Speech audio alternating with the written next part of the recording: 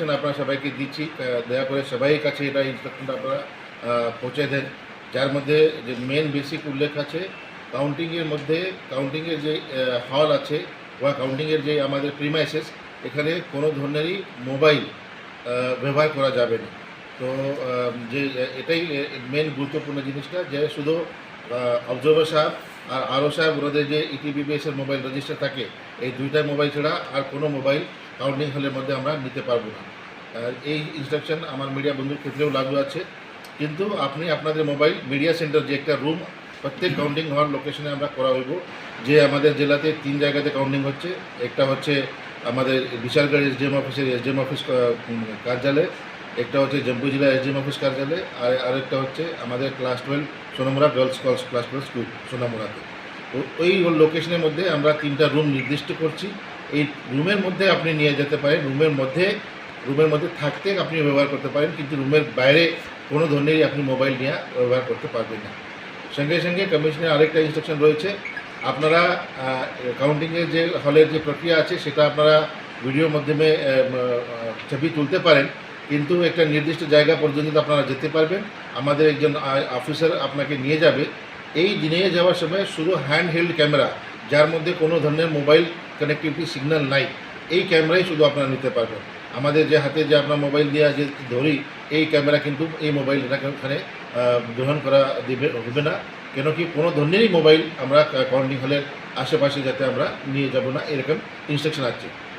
যদিও আপনার এটা অলরেডি আপনাকে সাব ডিভিশনাল ম্যাজিস্ট্রেট সবাই জায়গাতে এটা পাওয়া হয়েছে, তবুও আমরা এটা ডিস্ট্রিক্ট লেভেল থেকে আপনার কাছে এটা অনুরোধ রাখছি, এই ইনস্ট্রাকশন আনস্ক্রুপুলাসলি যাতে ফলো হয়। এটা উদ্দেশ্য হচ্ছে যে কোনো ধরনেরই অভিযোগ বা কোনো ধরনেরই ঘটনা এরকম যাতে না ঘটে কাউন্টিং হলের মধ্যে, যাতে মোবাইল দিয়া বা अन्य মাধ্যমের। एज पर इलेक्शन कमीशन मैंडेट, जो इलेक्शन कमीशन ऑफ इंडिया का जो मैंडेट है उसके हिसाब से हमने 3 लेयर सिक्योरिटी बना दिया है। उसके हिसाब से सबसे पहले किस पार्टी का सपोर्टर कौन सा एरिया में रहेगा, उस एरिया को हम लोग मार्क किया हुआ है। एंड उसको पॉलिटिकल पार्टी वालों को भी हम लोग ये समझाया, ऑलरेडी मीटिंग बुला के एसडीएम ऑफिस में और थाना लेवल पे भी समझाया कि उन लोगों को कहाँ पे रहना है और कौन से रास्ता से वहाँ पे पहुँचना है, ये भी उन लोगों को समझा दिया है। और वहाँ पे डबल बैरिकेडिंग कर रहे हैं हम लोग, ताकि वो लोग बैरिकेडिंग को क्रॉस करके अंदर ना आए।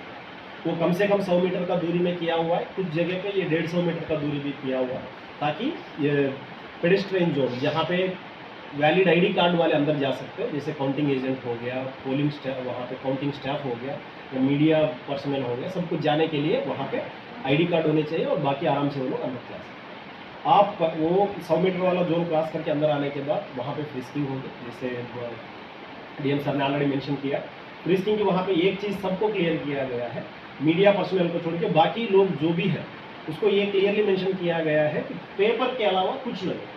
उसके अगर कुछ हेल्थ इश्यू है, जैसे बीपी पेशेंट है, डायबिटिक पेशेंट है, उनके साथ 1-2 दवाई लेके आ सकते हैं, वो भी 1-2 डोज का उस दिन के लिए, और कुछ लेके आने का उनके चांस नहीं। और मीडिया वालों को मोबाइल एंड वो है कैमरा जो है आपका स्टैटिक कैमरा जो है वो अलाउड है, लेकिन मोबाइल आपका जो मोबाइल है वो मीडिया सेल, यानी हम लोग एक डेजिग्नेटेड रूम रखा हुआ है, वहाँ पे आप मोबाइल रख सकते हो, लेकिन वो लेके आप काउंटिंग हॉल के अंदर नहीं जा सकते। और जहाँ जैसे आप मीडिया सेल में रहेंगे वहाँ पे एक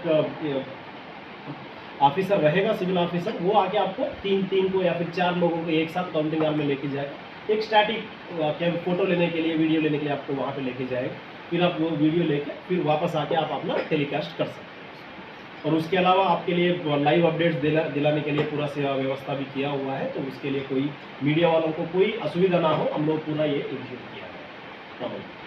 जो पब्लिक को लेके जो भी काउंटिंग एजेंट्स वहाँ पे है, सबको कल